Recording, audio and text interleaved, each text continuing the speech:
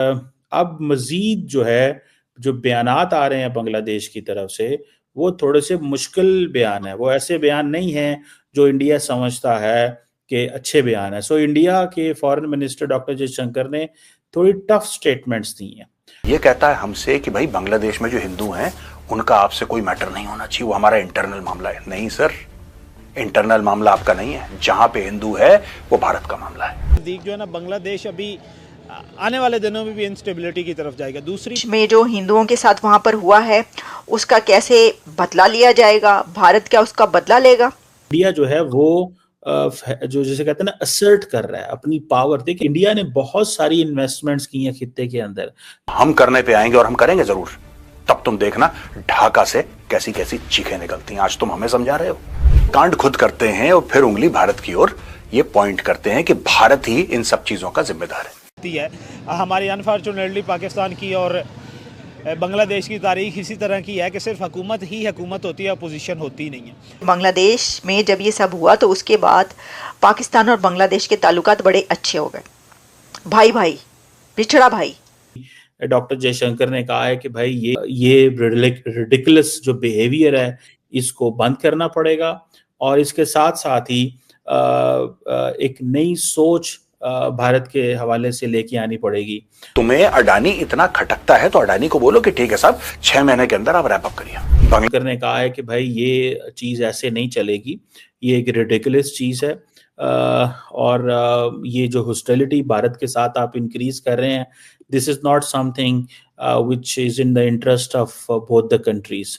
सो ये जो interim government है ये इसको जय हिंद दोस्तों जयशंकर साहब ने एक बार फिर से बांग्लादेश को वार्न कर दिया है।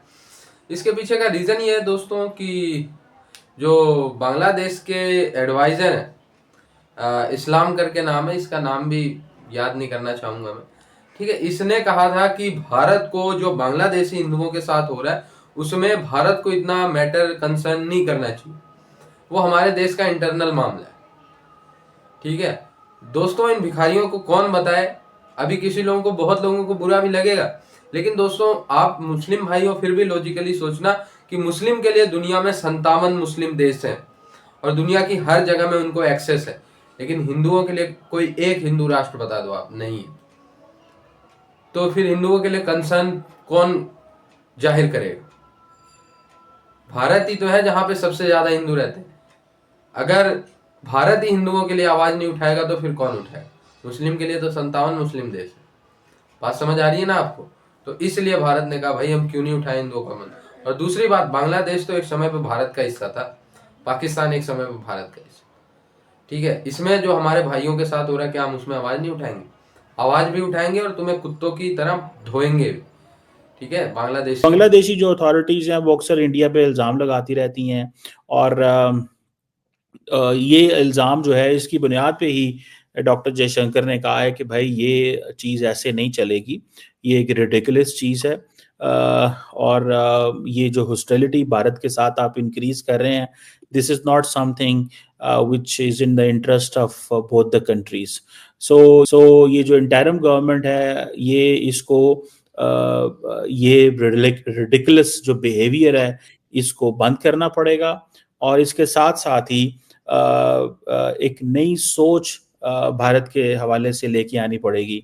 और जयशंकर ने ये भी कहा है कि देखें, आपकी तो हमारी हिस्ट्री बड़ी इंपॉर्टेंट है, हमारी एक स्पेशल हिस्ट्री है। वो कह ये रहे थे उनको कि हमने तो आपको आज़ादी लेने के में मदद की है, तो जब हमने आपको आज़ादी लेके देने में मदद की है, हमने ही आपके दिमाग बनाए इस हवाले से, आज़ादी के हवाले से। आप तो वरना पाकिस्तान के साथ रह रहे थे। तो वो बेसिकली इन चीज़ों को डॉक्टर जयशंकर जो है वो डिस्कस करते हैं, और वो स्पेशल हिस्ट्री को बड़ा फोकस करते हैं। और ये जो स्टेटमेंट्स आ रही हैं और यहाँ वहाँ पे जो रिलीजियस माइनॉरिटीज जो है उसके इशू को इंडिया ने कंटिन्यूसली टेकअप जो है वो करना शुरू कर दिया।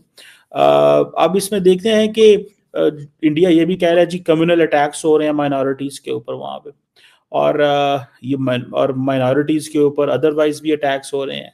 सो ये एक इंडिया के लिए जिसे कहते हैं ना एक इशू बन गया है कि India is talking about India is making a point in front of international audience कि ये जो यूनिस गवर्नमेंट है बांग्लादेश के अंदर, ये माइनॉरिटीज़ के हवाले से अच्छी नहीं है। इनके हवाले से दुनिया को बोलना होगा, अपनी आवाज़ बुलंद करनी होगी।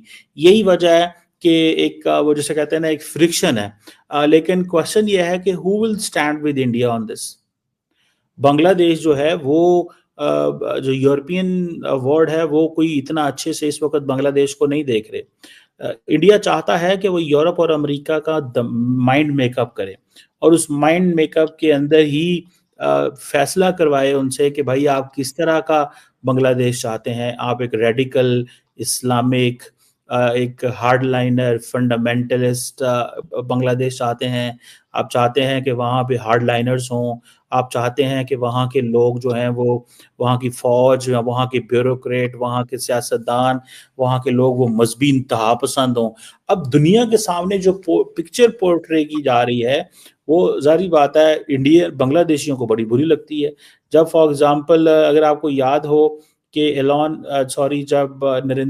जब मार्को रूबियो जो हैं उनसे उनकी मुलाकात हुई, डॉक्टर जयशंकर की पहली मुलाकात थी, तो उन्होंने कहा जनाब कि हमारी तो बड़ी बड़ी ज़बरदस्त मुलाकात हुई है उनसे, मार्को रूबियो से, और मैंने तो बांग्लादेश के हवाले से बात की है कि वहाँ पे हालात ठीक नहीं है, वो माइनॉरिटीज़ पे ऐसे है वैसे है। तो ये चीज़ें, सो इंडिया जो है वो कॉन्टीन्यूसली हाईलाइट कर रहा है बांग्लादेश के इश्यूज को, चैलेंजेस को। अब देखना ये है कि ये किस तरह चीज़ें, वेस्ट को ये भी बताता है कि चाइना का है कि बांग्लादेश का जो क्राइसिस है वो खत्म होने का नाम नहीं ले रहा और ये भारत को ब्लेम कर रहे हैं। सारे कांड खुद करते हैं और फिर उंगली भारत की ओर ये पॉइंट करते हैं कि भारत ही इन सब चीजों का जिम्मेदार है।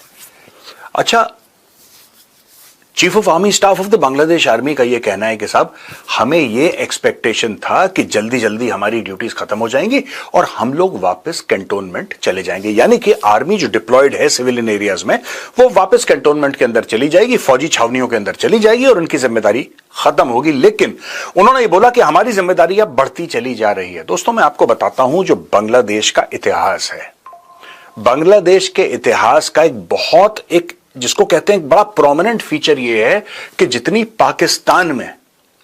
पाकिस्तान में मिलिट्री कू नहीं हुई है उससे कहीं ज्यादा बांग्लादेश में हुई है। और बांग्लादेश में जब मन चाहे फौजी चलते फिरते आते हैं, 4 थप्पड़ लगा के ऊपर बैठ जाते हैं। यह बांग्लादेश का इतिहास है दोस्तों। और यह जो बांग्लादेश के आर्मी चीफ वकरुज्जमान ने बोला है कि साहब हम लोगों की और जिम्मेदारियां हैं, हमें डिलीजेंटली अपनी जिम्मेदारियां निभानी है। क्या है ये जिम्मेदारी? क्या है ये जिम्मेदारी? सिर्फ ये है कि जितना सिविलियन एरिया में अपना प्रेजेंस बढ़ा सकते हो बढ़ाते जाओ। अगस्त में गई थी शेख हसीना, अगस्त में, सितंबर, अक्टूबर, नवंबर, दिसंबर, जनवरी, फरवरी, दोस्तों 6 महीने कंप्लीट हो चुके हैं। इनफैक्ट 6 महीने से ज्यादा हो चुके हैं, 6.5 महीने हो चुके हैं और अभी तक चुनाव कब होंगे ये किसी को पता नहीं है। मोहम्मद यूनुस बोल चुका है कि साहब 2026 से पहले, बिफोर 2026 मुझसे बात भी मत करना, मैं तब डिसीजन दूंगा कि कब चुनाव होने वाले। अब इसमें देखिए, अमेरिका यूएस एड का पैसा बंद कर देता है। जो ये जो बाइडेन का पिछलग्गू था डोनाल्ड ट्रंप ने वो पूंछ काट दी। डोनाल्ड ट्रंप ने बोला कि ये जो अम्बिलिकल कॉर्ड है बिटवीन मदर एंड चाइल्ड, इसको काटो सबसे पहले। यहां पे मदर है जो बाइडेन और चाइल्ड है मोहम्मद यूनुस। अम्बिलिकल कॉर्ड काट दिया डोनाल्ड ट्रंप ने। अब ना इनके पास पैसे, अब ये गए फंस, क्योंकि ये जो प्रोजेक्ट था, प्रोजेक्ट बांग्लादेश, अमेरिकन का प्रोजेक्ट था, ये अमेरिकन ने इस तरीके से कर दिया है कि अब ये लोग छटपटाना शुरू कर दिए। यहां पे दूसरे लेवल पे यह बात आती है कि जॉइंट पेट्रोल शुरू हो जाते हैं बांग्लादेश में। जॉइंट पेट्रोल्स देखिए, इनकी पैरामिलिट्री फोर्सेस यानी कि जो बांग्लादेश बॉर्डर फोर्स है और पुलिस है, इनके तो जॉइंट पेट्रोल चल रहे थे। कुछ कुछ सेंसिटिव एरियाज में बांग्लादेश आर्मी भी पेट्रोलिंग कर रही थी। अब इन्होंने बोला है कि नहीं साहब, नेवी और एयरफोर्स इन दोनों को मिला दो, नेवी और एयरफोर्स को भी बोलो पेट्रोल। मुझे ऐसा लगता था, ये कोई भी राइट थिंकिंग आदमी है उसको यह लगेगा कि साहब देखिए, प्रॉब्लम शेख हसीना थी, शेख हसीना चली गई तो प्रॉब्लम सॉल्व हो गई। भाई कांटा था ना, कोई कांटा था जो आपको इरिटेट कर रहा था, कांटा था जो आपको परेशान कर रहा था, दर्द हो रहा था, वो कांटा निकल गया है। अब क्यों परेशानी हो रही है? अब क्या मामला है? जितने भी आवामी लीग के लोग थे उनको जेल में डाल दिया, उनकी दुकानें जला दी, उनको जान से मार दिया, वहां पे रेप हो गया, वहां पे मर्डर हो गया, वहां पे सब कुछ हो गया। अब तो आवामी लीग बिल्कुल जिसको फौज में कहते हैं लाइंग लोगो,